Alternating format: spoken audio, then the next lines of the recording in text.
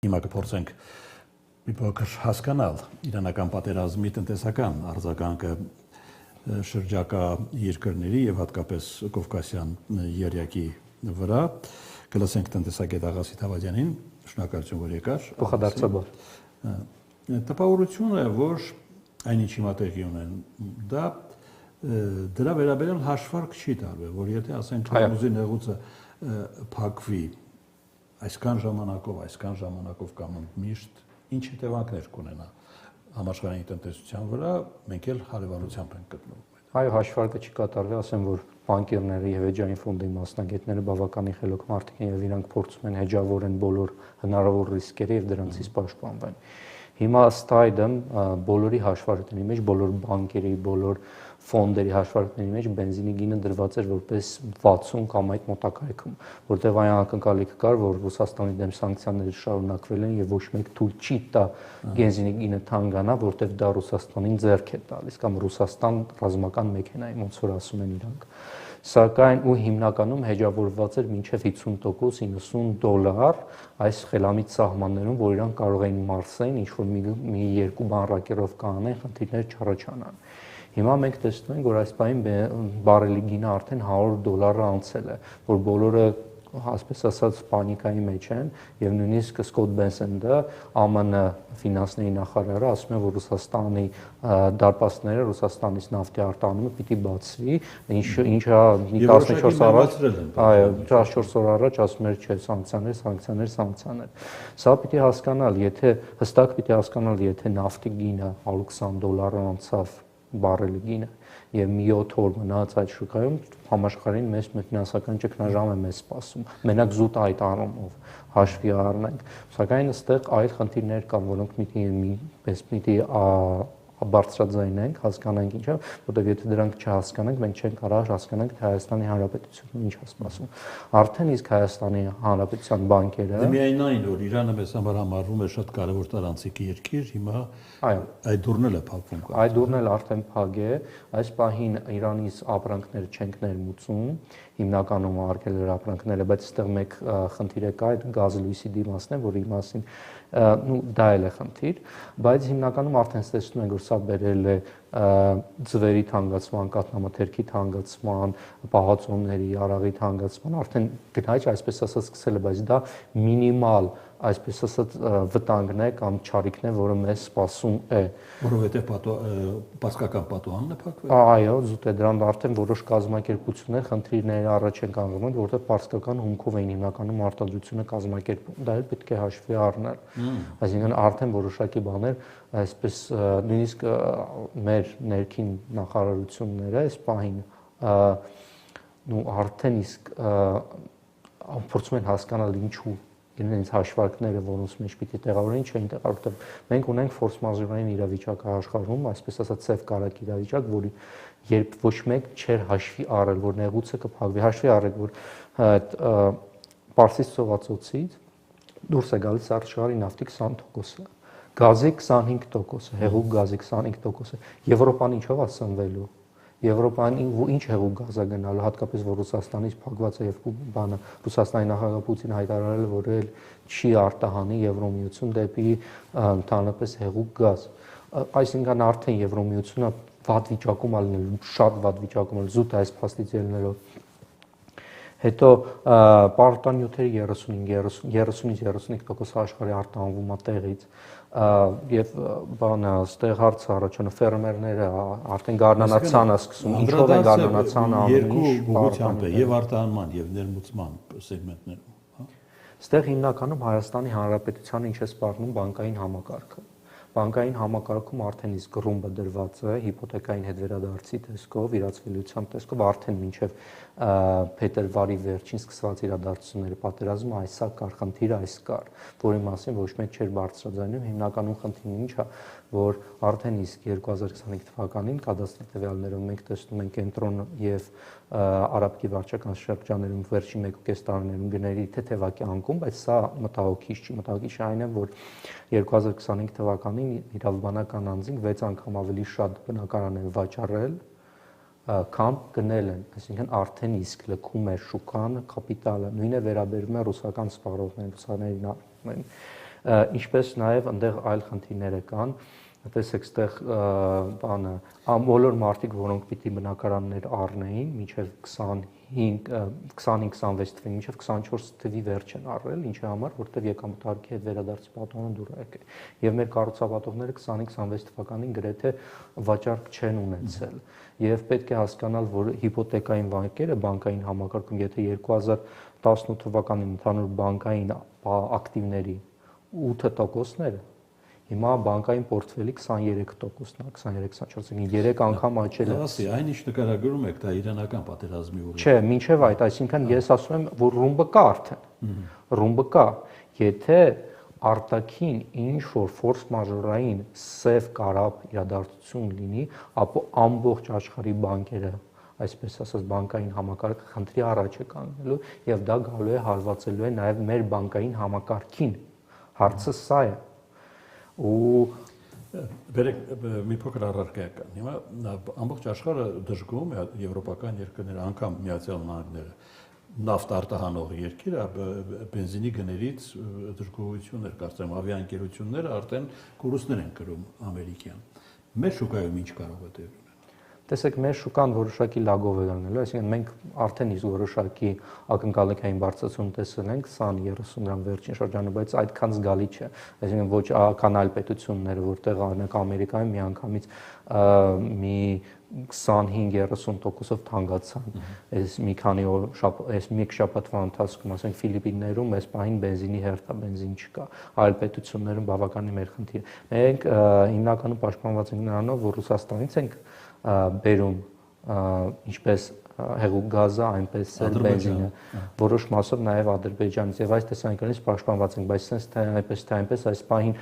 Brent-ը $100 է, այս պահին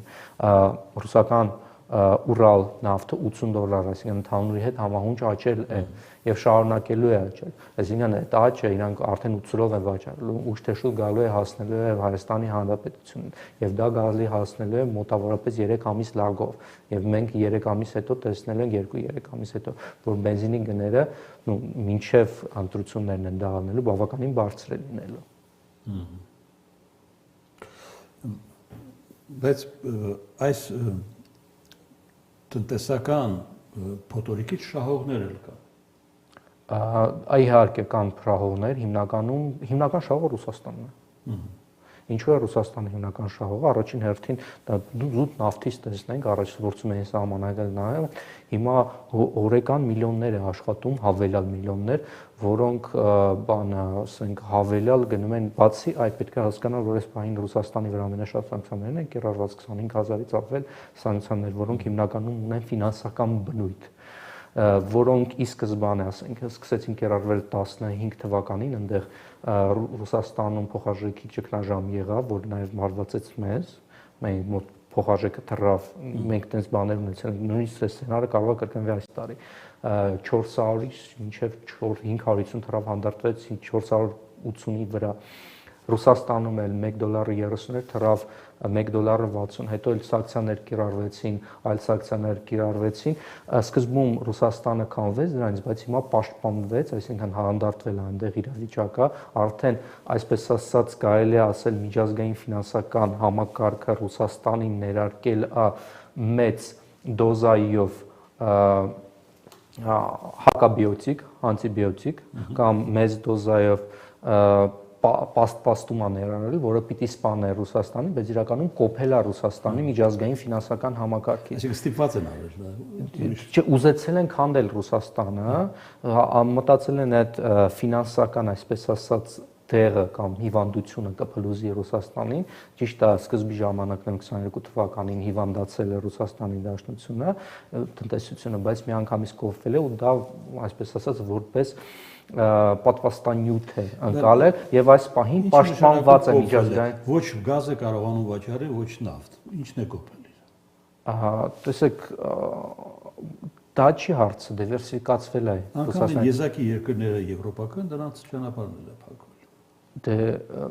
Դեպի Չինաստան է գնում այս պահին վաճառքը, դեպի Հնդկաստան այսպես թե այնպես գնում է վաճառքը, sense թե այնց այս պահին հիմնական վաճառողը եվրոպացիներին դա Հնդկաստանից եկող հեղուկ գազն է, որ իրականում Հնդկաստանը չի արտադրում, Ռուսաստանից վերցնում է մեծ քանակությամբ, Ռուսաստանը էլի մինիմալ գումարը ստանում է, էլի իր տնտեսությունում հեղուկ գազը աշխատում է, բայց միջնորդների քանակն է ավելանում, վերջ-վերջո հեղուկ գազը գալիս է հասնում է Ռուսաստանի Եվրոմիություն ավելի բարձր գնով։ Եվրոպացիները այսպես թե այնպես ռուսական գազ են էլի սպառնում։ Այո, բայց դա էլ կարող է ավարտվել, որովհետև մինչև 20 ոնց որ Ուրսուլա ֆոն դեր Լայնը հասկացել է Եվրոմիության խորհրդի նախագահան, որ այսպես թե այնպես այլ համապատասխան ճանապարհներով Ռուսաստանի գազը գալիս է իրենց, իսկ մի քանի անգամ ավելի քան մինչև 2022 թիվը հայտարարել էր, որ մինչև 27 թիվը հրաժարվել են ռուսական գազից ամբողջությամբ, նույնիսկ այդ երկակի երկրներից, այսպես ասած, մութ ճանապարհներով դեպի Եվրոմիություն եկող հիմնականում Հնդկաստանից, բայց Պուտինը արդեն հայտարարել է, որ արդեն իսկ ավելի շուտ է կտրելու դա, կամ պլաններն են, եւ հիմնականում, ասենք, պաշարները գնալու են Չինաստան։ Այսինքն սա զուտ այս քայլը մերձեցրեց Ռուսաստանին եւ Չինաստանին։ Լավ, մի բան ենթադրենք, որ այն ճգնաժամը, որ առաջացրել է Հորմուզի նեղուցը, կբացվի, կդադարի կոնֆլիկտը։ Ամեն ինչ տեղն է գտնելու։ Միանգամից չէ, որովհետև արդեն որոշ նավթատեղողներն այդ Կատարը կանգնեցրել են իրենց նավթի արտադրությունը, պետք է հասկանալ, որ իրանք, ասենք, չեն կարա բան անեն, այսպես ասած, հորերը, որ կանգնեցվում են նավթային, իրանց պետք է մի ամիս ժամկետ մինչև վերջնական ոտքի կանգնեն, որտեղ դա բավականին մեծ գործընթաց է, բավականին բաներ պիտի ստուգվեն։ Իրանք, այսպես ասած, նավթային պաշարների տանկերներ ունեն, որտեղ լցնում են, որոնք գրեթե լիցքավորված են, այսինքն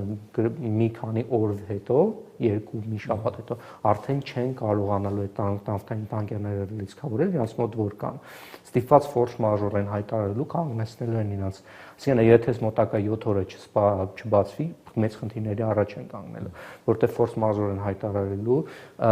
ստիպված մի ամիս ստուգելու են, մինչև կարողանային եվրոպական շուկա հասցնեն նավթ, արդեն իսկ որոշ պետություններ, օրինակի համար Ավստրալիան հայտարարում է, որ իրենց մոտավորապես 12 օր մնացել բենզինի, այլ դիզել եւ այլ պաշարներ, այսինքն 12 օրից կսպառվի եւ իրանք չեն կարող, չգիտեն ինչ անել, նույնն էլ Չինաստանը։ Կներեք, նույնն էլ Ճապոնիան։ Չինաստանը ստեղ պաշտպանված է, Ճապոնիան այդ խնդիրներ ունի։ Ճապոնիան ռեզերվ է օգտագործում։ Ռեզերվները այս պահին օգտագործում, որոնք 1-2 շաբաթ հետո սպառվելու են, հստակ խնդիրներ կան։ Սա ես ուզում եմ ընդգծել, սենց բավականին կատարյալ ջրհեղեղ կամ փոթորիկ կարող է լինել, որտեղ մի քանի ֆակտոր կա, այսպես ասած, ֆորս մաժորային կոնֆլիկտի տեղական լինելու դեպքում։ Այո, Սև Կարաբաղը, որոնք կարող են խախտել եւ արդեն դա տեսնում ենք, օրինակի համար արդեն Դուբայի երազանքն է խախտվել, որտեղ հասկանալի է Դուբայը քաղաք էր, որը կառուցված էր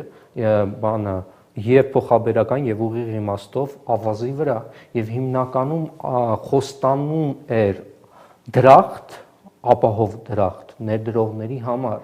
եւ մենք այդ շուկայի հետ հստակ կապված ենք, որտեղ ինչ փող գալիս էր այս այսինքն 2022 թվականից մենք դառել ենք տարանցիկ երկիր, փողը գալիս էր Ռուսաստանի Դաշնությունից, այստեղ գտնում էր բանկային համակարգ շինարարություն, նաեւ գնում էր դեպի Դուբայ էմիրություններ, նույնն էլ ոսկին, մեծ գիտենք բոլորս, որ 2024 թվականի մեր արտահանումը 13.1 էր միլիարդ, սակայն 63%-ը դրա ոսկի ու ադամանտ էր, որ եկավ Հայաստանի Հանրապետություն, տարածիկ զգալի հատվածը մոտ 55%-ը գնաց էմիրություններ, Դուբայ։ Եվ այդ փողը հետ վերադարձան շինարարություն։ Դուբայը վերանում է որպես կապիտալի հանգրվան։ Այո, արդեն իսկ Դուբայում տների գները զգալի մի 20-25%-ով անկում են ապրել։ Ու ոչ միայն Դուբայում, շատ աշխարհի պետություններ կան, որ արդեն այդ տենդենսը կա։ Դա էլ է, այսինքն մենք մի քանի ֆորս մաժորային իրավիճակ այստեղ ունենք։ Որովհետև հայկական կապիտալն էլ է հոսում։ Այո։ Հայկական մեր բանկային, տեսեք, շատ մեր կառուցապատողներ, շատ հարուստներ եւ այլն, իրանք նպատակ ունեն հասվես ասած ինչ որ հանգույց ունենան ապահով, որը հիմնականում դնում են Դուբայում։ Ցանկացած մեր կառուցապատող, որը չգիտեմ, ինչ որ միտեղ 10 հարկա կառուցել, 15 հարկա կառուցել, գնացել է Դուբայում շենք առել։ Նաեւ շատ մարդիկ կան, որոնք Դուբայում իրենց սեփականությունը, ասենք, վարկի դնում են ավանդի, չգիտեմ, տարբեր սխեմաներ կան աշխատող, այստեղ Հայաստանի ու Դուբայի միջև ավանդիում վարկի, որտեղ այնտեղ 0% է, այստեղ 10-14%, այսինքն կարաս այնտեղ վարկ վերցնես մոտավորապես 2-3%-ով Դուբայում, գաս այստեղ ավանդը դնես, մենվականին մեծ գումարներ աշխատես։ Հիմա այդ մարդիկ, որ տեն սխեմաներով են աշխատել, տակ են տվել։ Այլ մարդիկ կան Հայաստանի Հանրապետություն տարբեր ուրիշ սխեմաներով են աշխատել, հիմա չգիտեն ինչ անեն։ Այսինքն սա շղթայաձև կարող է իրար հետ գումարվի ու ասենք ֆինանսական համակարգում փողի մեջ ամեն ինչ շղթայական կապված ու ամեն ինչ գծային չի աճում կամ գծային փոխկապակցված չի։ Այնինչ նկարագրում ես բերի նաև փոխարինի ամեն ինչ, այս բանը ինքը էքսպոնենտալ, այսինքն դու փոփոխություն չես նկատում, հանկարծակի թռնում է նույնն էլ տոկոսադրույքները եւ այլն։ Իհարկե այս սցենարը արկա է, այսինքն այդ համանականությունը կարգա է այս տարի։ Մինչև ասեմ 2 շաբաթ առաջ, մինչև փետրվարի վերջ ես կասեի դրա հավանականությունը այս տարի 5-10% է, որտեղ կա ռումբը դրած։ Սակայն իրավիճակը կարող էր կենտրոնական բանկը կառավարել ինչ-ինչ, այսպես ասած, սեղմելով իրավիճակը կամ ուրիշ բաներ անելով։ Այս պահին դրա հավանականությունը զգալի է։ Որովհետև եթե ես սենց հստակ ասեմ, ես կանխատեսում չտամ, որտեղ կանխատեսում ամենաանշնորհակալ գործ է, բայց եթե նավթի գինը 120-ը 1 բարելը բարձրանա եւ 7 օր մնա այդ սահմանի մեջ, միանգամից շատ մեծանում է դրա հավանականությունը։ Նույն ազդեցությունը սպասվում է Ադրբեջանին, Վրաստանին։ Նայած ինչ ձևի իրանց տնտեսություններին ես այդքան տեղյակ չեմ, ես հիմնականում Հայաստանի տնտեսությունից։ Վրաստանը բաց։ Այո, սպասում են։ Այսինքն, ասենց ասեմ, եթե համաշխարհային ճգնաժամը լինի, բոլոր պետություններին հարվածելու դրա հավանականությունը կա։ Մեր մոտ գիտեմ դրված է այդ ռումբը բանկային համակարգում, հիփոթեքի ռիսկով, որովհետև տեսեք հիմնականում ինչով է պայմանավորված այդ ռումբը նաև, որովհետև մեր կառավարության հիմնական արտահայտության ցուցանիշը եղել է հարկահավաքությունը եւ կահարկահավաքությունը։ Իրանք տեսնում էին, որ շինարարության մեջ բավական մեծ քանակությամբ փողեր են պատտվում եւ իրանք հետ են վերադարձնում այդ գումարները եկամտարկի հետ վերադարձի տեսքով, մտածեցին ոնց անենք, որ հավելյալ փող այդտեղից վերցնենք։ Դրեցին բավական մեծ քանակությամբ տուրքեր։ Այսինքն առաջ եթե ուզում էր 1 կիլոմետր տրանշեա փողեր ջուր անցկացնել, զուտ նախագծման վճարներ տալիս։ Հիմա եթե չեմ սխալվում 7000 դրամ է 1 մետր, այսինքն 700,000 դրամ միանգամից մեծ գումարներ եւ փոքր եւ միջինները գրեթե սնանկացման եզրին են հայտնվել, խոշոր 4-ն են կարողացել այդ այսպես ասած հարվածը կլանել, սակայն փոքր ու միջինները գնում են բանկային համակարգ, ասում են ինչ են կարել ամսվա միլիոնավոր դրամների վարկ տալ, եկեք սրանք ճանաչենք, բանկային համակարգը ասում է չէ, բանկեր ասում են ինչու, ասում են որովհետև եթե մենք ձեզ ասենց ճանաչենք, մենք հետո կենտրոնական բանկի հետ խնդիրներ կունենանք իրացվելիության, կենտրոնական բանկը մեր բաները կխստացնի։ Արի ձեզ փուճուր վարկ տանք, որ վարկը վարկով փակեք։ Սա ասենք դեպի լավ տեղ ճանապարհ չի։ Հասկացա։ Ավարտում ենք։ Այսինքն իրանական պատերազմը կամ այն ինչ տեղի ունենում Իրանի շուրջ ուղիղ առնչվում է Հայաստանի ամբողջ աշխարհի հետ, սա ֆորս մաժորային սև կարապ իրավիճակ է, որը ոչ մեկ չէր կանխատեսել, որը ոչ մի հեջային ֆոնդ, ոչ մի բանկ համաշխարհային կամ ոչ մի վարկային կազմակերպություն իր հաշվարկների մեջ չէր դրել, չէր ներառել այս ռիսկը, որտեղ ոչ մեկ չէր պատկերացնի, որ 7 օր առաջ որ Դուբայը կարող է այս իրավիճակում լինի, որ Դուբայից մարդիկ կարող են ուզենան չապրել Դուբայում, որ նեղուցը կփակվի։